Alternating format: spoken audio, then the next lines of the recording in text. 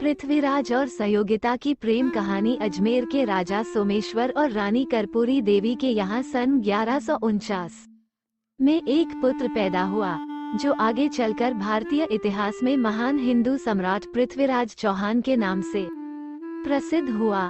उसे दिल्ली के अंतिम हिंदू शासक के रूप में भी जाना जाता है। सहयोगिता कन्नौज के राजा जयचंद की पुत्री थी। वो बड़ी ही सुंदर थी। उसने पृथ्वीराज की वीरता के अनेक किस्से सुने थे, इसलिए वो अपनी सहेलियों से भी पृथ्वीराज के बारे में जानकारियां लेती रहती थी।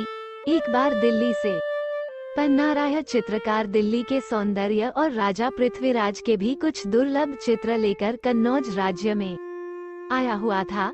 राजकुमारी सहयोगिता को जब ये पता चला तो उसने चित्रकार को अपने पास बुलाया और महाराज पृथ्वीराज का चित्र दिखाने का आग्रह किया। पृथ्वीराज का चित्र देखते ही वो मोहित हो गई।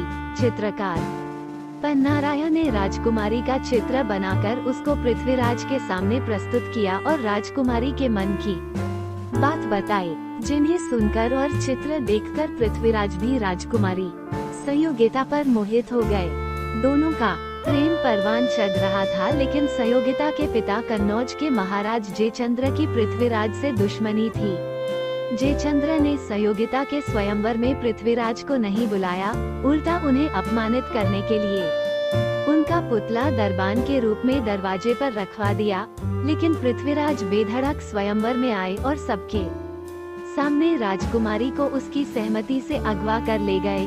राजधानी पहुंचकर दोनों ने शादी कर ली। कहते हैं कि इसी अपमान का बदला लेने के लिए जयचंद्र ने मोहम्मद गौरी को भारत पर आक्रमण करने का निमंत्रण दिया।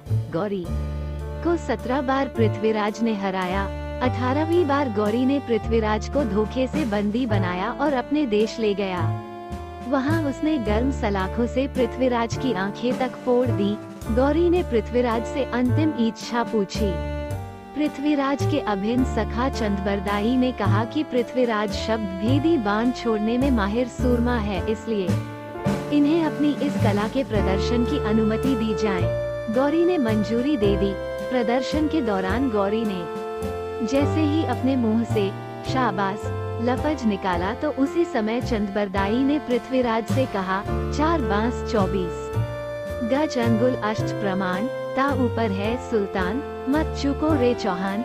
इतना इशारा पाते ही अंधे पृथ्वीराज ने गौरी की आवाज पर शब्दभेदी बाण छोड़ दिया, जिससे गौरी मारा गया।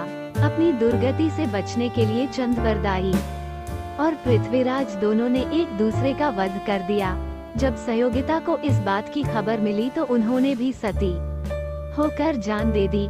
इस तरह इस प्रेम कहानी का अंत हो गया।